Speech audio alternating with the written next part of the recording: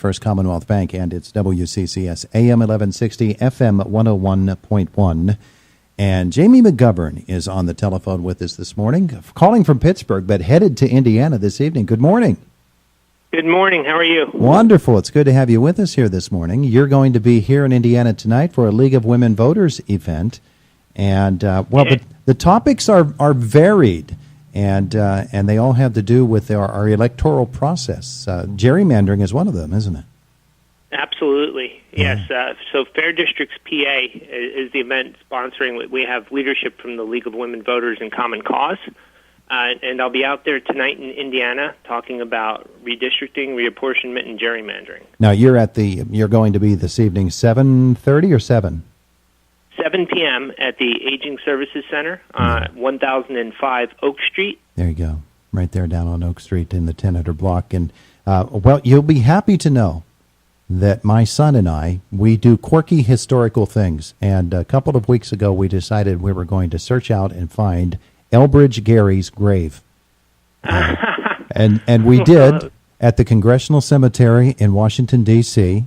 We located his grave. He got his picture taken at the grave of Elbridge Gerry, who was the 5th Vice President of the United States under James Madison, but also as the governor of Massachusetts was one of the people responsible for what has come to be known as gerrymandering.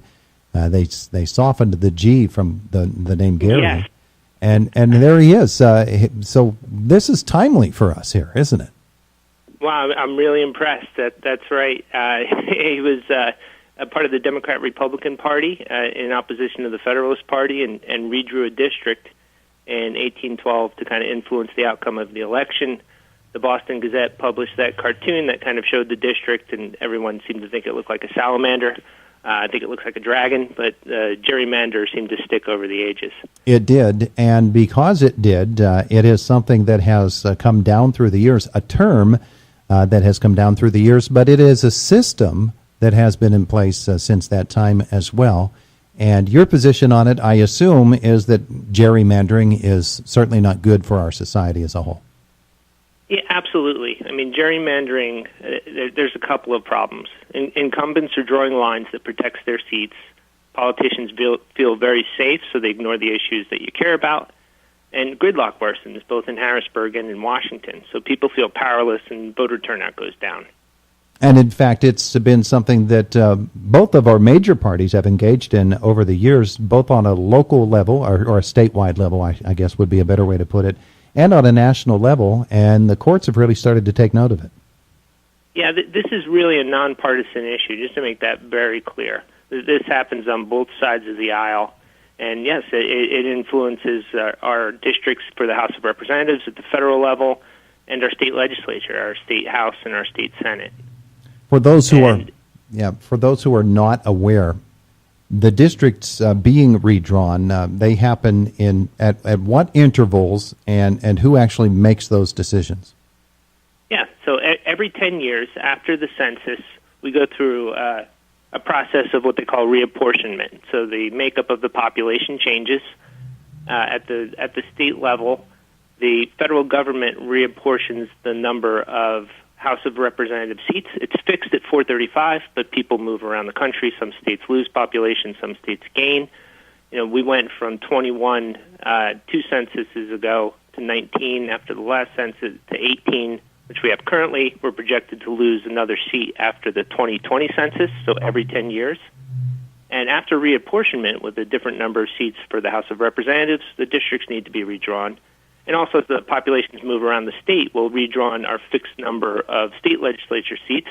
So we have 203 seats in the House at the state level and 50 Senate seats. So those will be redrawn as well. And that's the redistricting process. And in Pennsylvania's case, as you noted, we lose population. We're one of those states that, in what is termed the Rust Belt, that has lost population over the course of the last few decades. And that means that we have lesser representation in Congress. The districts themselves are redrawn to include a larger geographical area, yes, but from a more important aspect of that is from a population standpoint, and that's where gerrymandering comes in, as you identify specific pockets of voters that apply to one party or the other, and you make those a part of a district that is actually going to help enhance that district for that party. That's right. There's about 700,000 people per seat in the House of Representatives, represented by each congressman. And as those districts are redrawn, there's no federal guidance on how to redraw those districts. It's done at the state legislature level.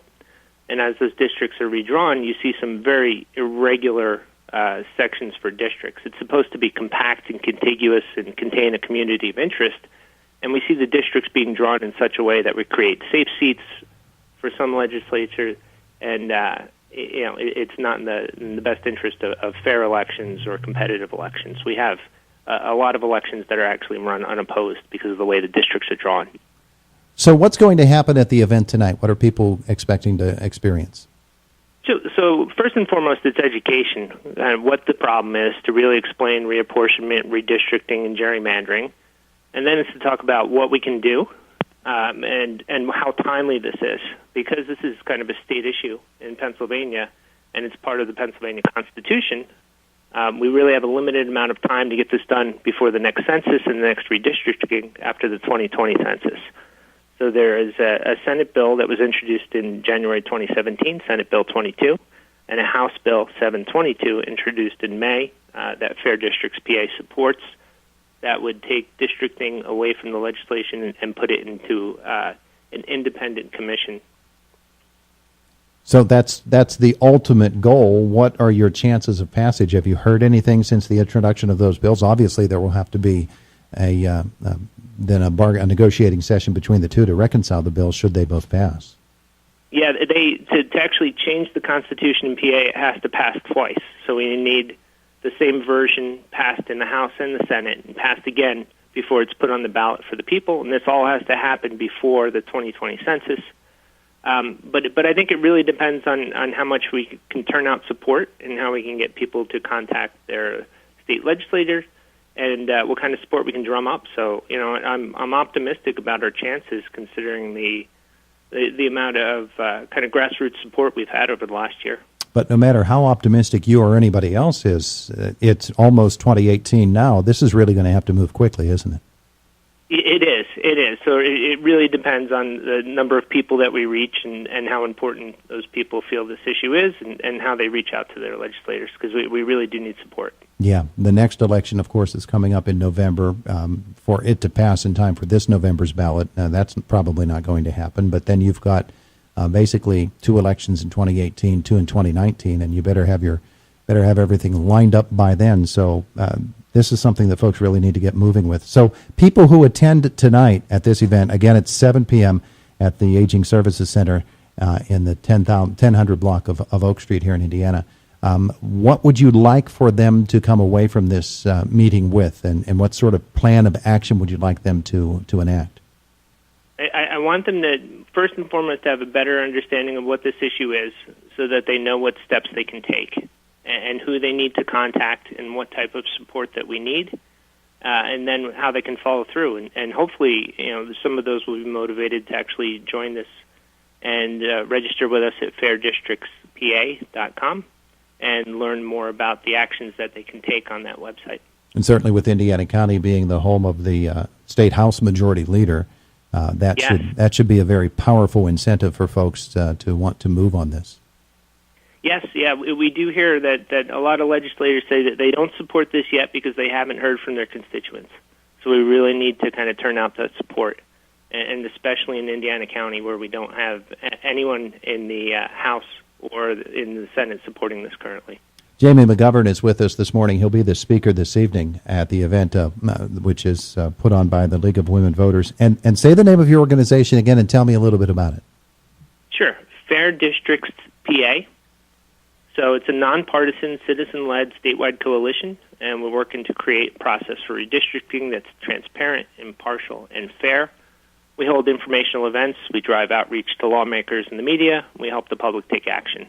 Again, our current focus is amending the PA Constitution to replace the partisan redistricting process with an independent, impartial Citizens Redistricting Commission before the release of the 2020 U.S. Census. Are you part of a network of similar organizations in states across America? Yes. This is not a Pennsylvania-only issue. So there's similar organizations working on similar issues to kind of reform gerrymandering across the country.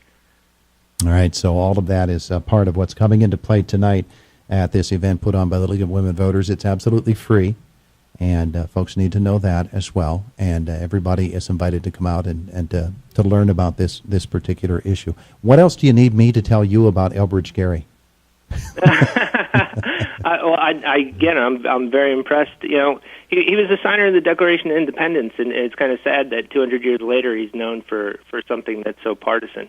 Yeah, well, one of the interesting things about that is he refused to sign the U.S. Constitution because at the time it did not include the Bill of Rights. So he was somebody who not only was he in the Democrat-Republican Party, he seemed to be of two minds on a number of different issues.